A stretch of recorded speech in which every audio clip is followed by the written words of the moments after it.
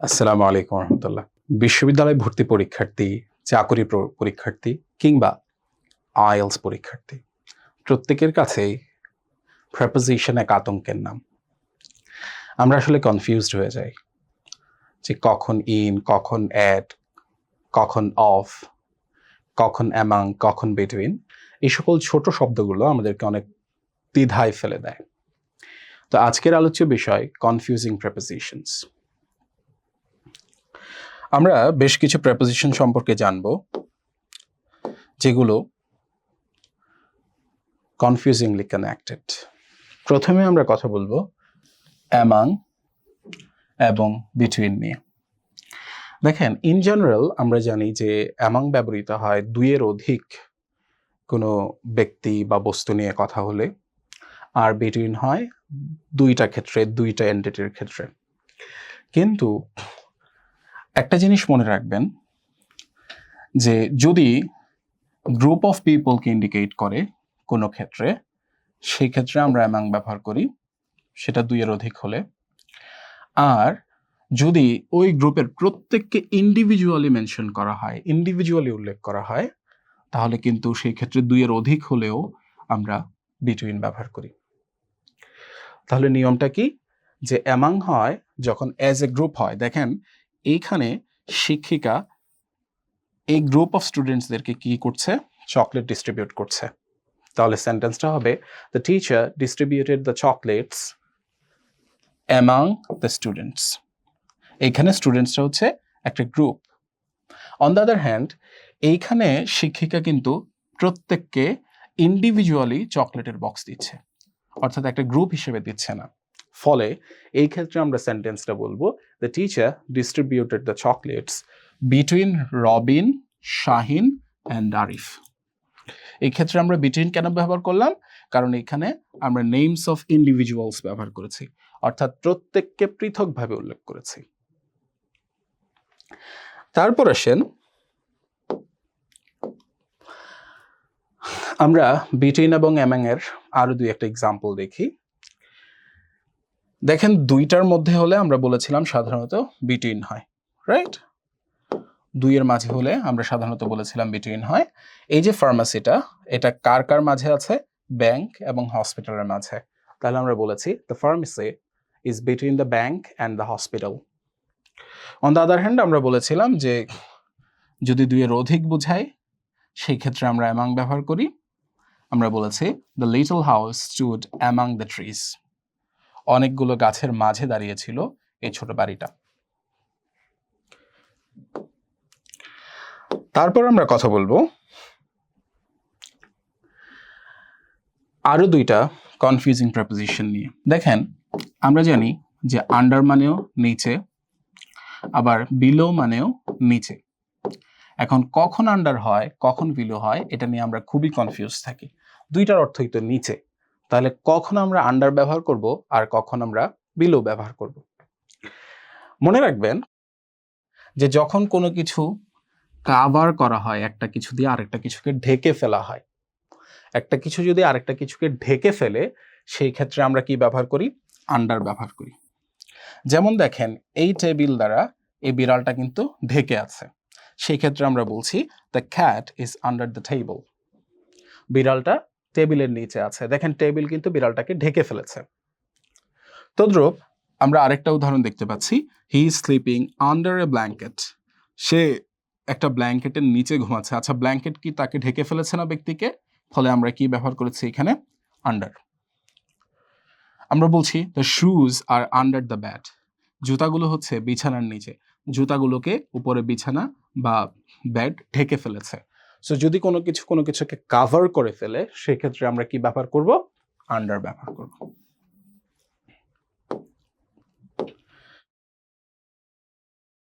এইবার আসেন, আন্ডারের আরেকটা ফর্মাল রূপ আছে, সেটা হলো beneath.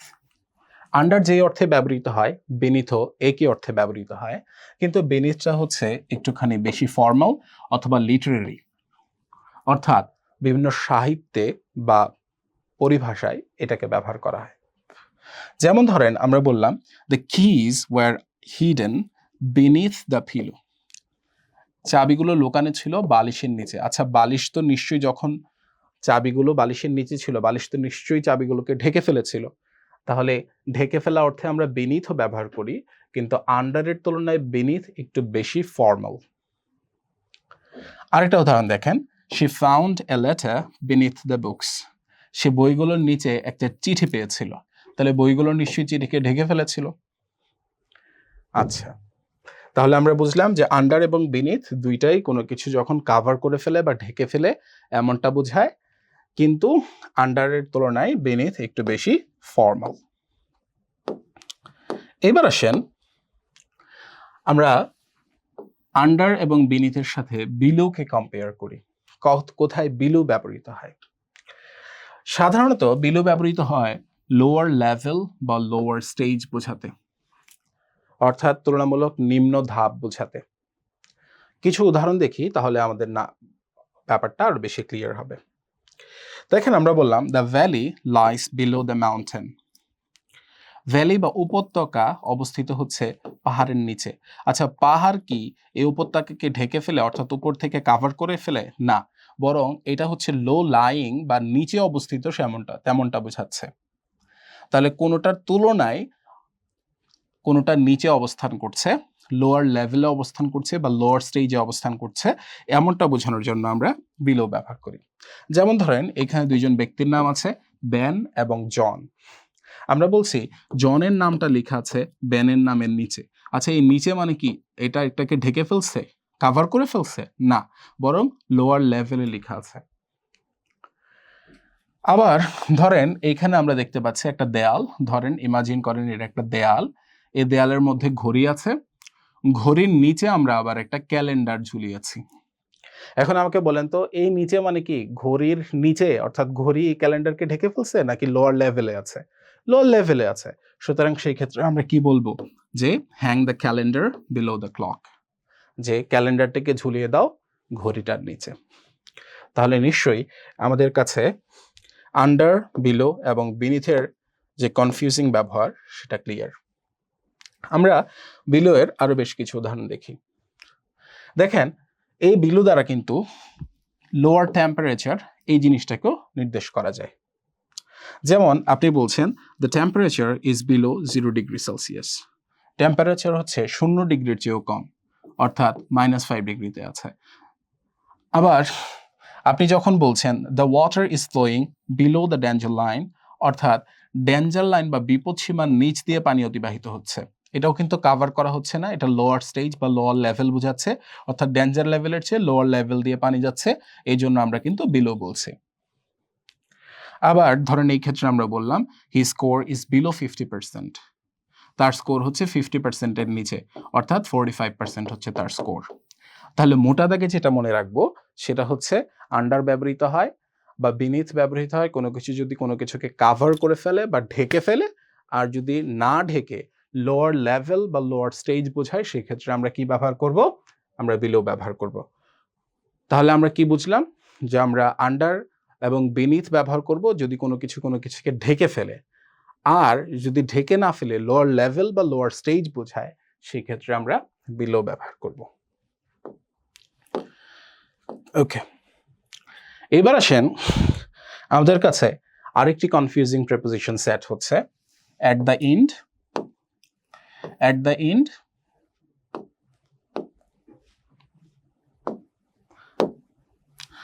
at the end, in the end এবং হচ্ছে to the end।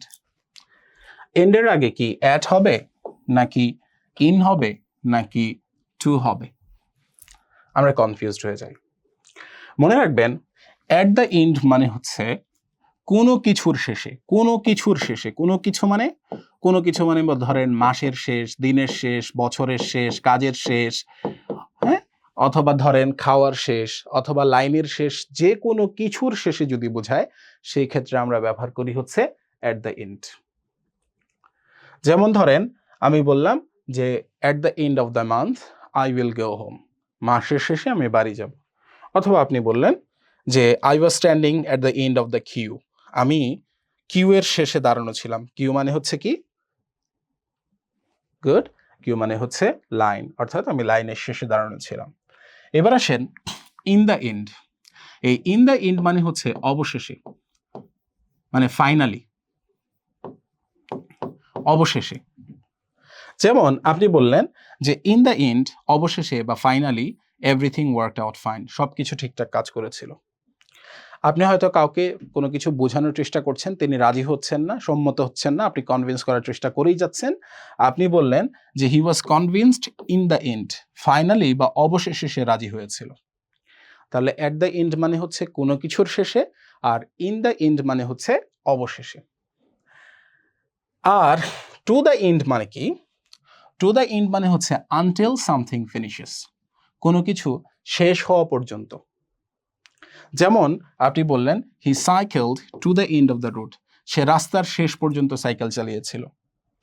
আপনি বললেন she read the book to the end, সে বইয়ের শেষ পর্যন্ত পড়েছিল। তাহলে আশা করছি যে at the end, in the end এবং টু দ্য এন্ড নিয়ে আপনারা আর কনফিউজড হবেন না। এইবার আমরা অনেক ক্ষেত্রেই ভেহিকলের ক্ষেত্রে দেখি যে কোনো কোনো ভেহিকল বা যানবাহনের আগে অন ব্যবহৃত হয়, আর কিছু কিছু ভেহিকলের ক্ষেত্রে আমরা দেখতে পাই ইন ব্যবহৃত হয়। প্রশ্ন হলো কখন অন হবে আর কখন ইন হবে। অনেক যানবাহনের ক্ষেত্রে দেখা যায় অন, অনেক যানবাহনের ক্ষেত্রে ইন। আসলে কেন হয়? যদি আপনি কোনো যানবাহনের ভিতরে অবস্থান করছেন এমন হয়, সেক্ষেত্রে ইনও ব্যবহৃত হতে পারে, অনও ব্যবহৃত হতে পারে। এটা নির্ভর করছে যানবাহনের টাইপের উপর। বিষয়টাকে যদি আমরা বুঝিয়ে বলি যে আমরা অন ব্যবহার করতে পারি সেই সকল বাহনের ক্ষেত্রে যেগুলোর ভিতরে আমরা মুভ করতে পারি। তাহলে আমরা কিসের কিসের ভিতরে মুভ করতে পারি? যেমন ধরেন এখানে একটা শিপ আছে, জাহাজের ভিতরে নিশ্চয়ই মুভ করা যায়। বাস আছে, বাসের ভিতর নিশ্চয়ই মুভ করা যায়। প্লেন, ট্রেন, এই সকল যানবাহনগুলোর ভিতরে আমরা মুভ করতে পারি, হাঁটাহাঁটি করতে পারি। আর যাদের ভিতরে আমরা হাঁটাহাঁটি করতে পারবো তাদের ভিতরে অবস্থান করা বোঝাতে আমরা কি ব্যবহার করব? অন ব্যবহার করব। যেমন we were on the plane, আমরা প্লেনের মধ্যে ছিলাম। People are on the train, মানুষেরা আছে ট্রেনের ভেতর। আচ্ছা, কিন্তু আমরা ইন ব্যবহার করি সেই সকল ভেহিকলের ক্ষেত্রে যাদের ভিতরে আমরা মুভ করতে পারি না। We cannot move inside. যেমন ধরেন ট্যাক্সি, আপনি ট্যাক্সির ভিতরে কিন্তু মুভ করতে পারবেন না, হাঁটাহাঁটি করতে পারবেন না। হেলিকপ্টার অথবা ধরেন কার, এই সমস্ত যানবাহনগুলোর ক্ষেত্রে আমরা কি করতে পারছি না? মুভ করতে পারছি না বা নড়াচড়া করতে পারছি না। তো যাদের ভিতরে নড়াচড়া করা যায় না তাদের ক্ষেত্রে আমরা ইন ব্যবহার করব। এইবার আসেন ট্রাভেল মোড বোঝাতে আমরা বাই ব্যবহার করি। যেমন পানিপথে কেউ ভ্রমণ করছে সেই কথা বোঝাতে সে বলবে যে I am travelling by water, আমি পানিপথে ভ্রমণ করছি। কেউ যদি আকাশ পথে ভ্রমণ করে সে বলবে I am travelling by air.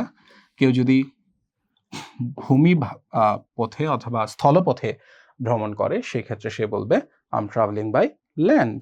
For example, কেউ ভারতে যাবে, আপনি তাকে জিজ্ঞেস করলেন যে how will you go there, by air or by land অথবা বাই রোড, তুমি কিভাবে সেখানে যাবা?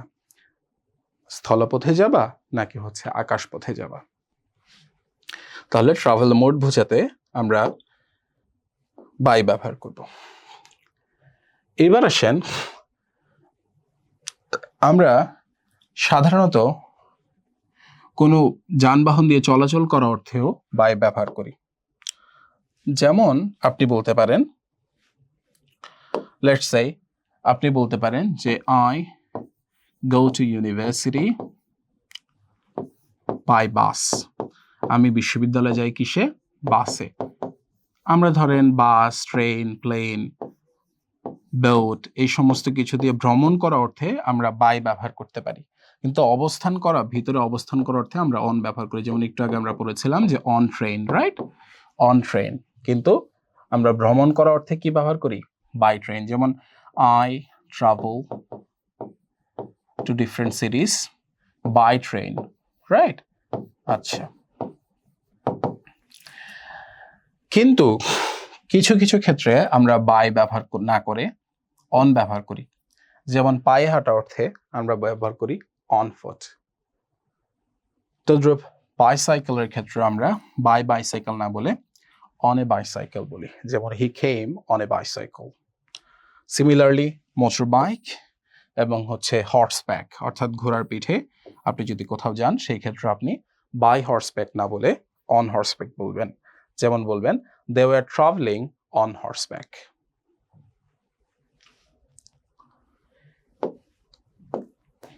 ওকে, আরেকটি কনফিউজিং প্রেপোজিশন হচ্ছে টু এবং টুয়ার্ডস। দুইটার মধ্যে আসলে পার্থক্য কোথায়? টু আসলে ডেস্টিনেশন বোঝায়। ডেস্টিনেশন মানে হচ্ছে আপনি যেখানে যাচ্ছেন, আপনার গন্তব্য। ডেস্টিনেশন শব্দের বাংলা অর্থ হচ্ছে গন্তব্য। আর অন্যদিকে টুয়ার্ডস আসলে গন্তব্য বোঝায় না, টুয়ার্ডস বোঝায় ডিরেকশন, অর্থাৎ যাওয়ার দিক। দেখেন, she is walking to the bank, এর অর্থ সে ব্যাংকের দিকে যাচ্ছে না, বরং সে ব্যাংকেই যাচ্ছে। এটাই তার ডেস্টিনেশন বা গন্তব্য। কিন্তু আমি যখন বলছি she is walking towards the city, সে শহরের দিকে হাঁটছে, তার মানে তার হাঁটার ডিরেকশন হচ্ছে শহরের দিক, কিন্তু আসলে সে স্পেসিফিক কোথায় যাচ্ছে, তার ডেস্টিনেশন কোথায়, এটা কিন্তু বোঝাচ্ছে না। তাহলে আমরা মনে রাখবো যে টু দ্বারা ডেস্টিনেশন বোঝায় আর টুয়ার্ডস দ্বারা ডিরেকশন বোঝায়।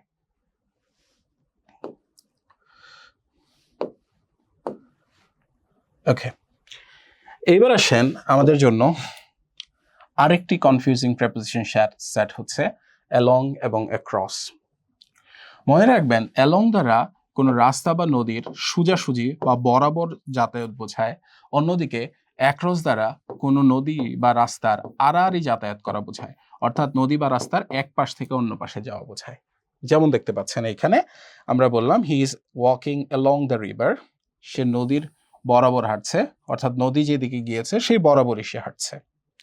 কিন্তু এইখানে দেখতে পাচ্ছি যে নদীর এক প্রান্ত থেকে অন্য প্রান্তে যাচ্ছে, অর্থাৎ নদীকে ক্রস করছে, সেই জন্য আমরা বলছি যে he is walking across the river, মানে হচ্ছে from one side to the other. আর যখন আমরা অ্যালং বলছি তখন আমরা বলছি প্যারালাল টু দ্য রিভার, অর্থাৎ নদীর সমান্তরালে হাঁটছে। এইখানেও যদি আমরা উদাহরণ দেখি, he is boating along the river, সে নদীর প্যারালালি, অর্থাৎ নদী যেদিকে গেছে সেই দিকেই সে বোটিং করতেছে, অর্থাৎ নৌকা চালাচ্ছে।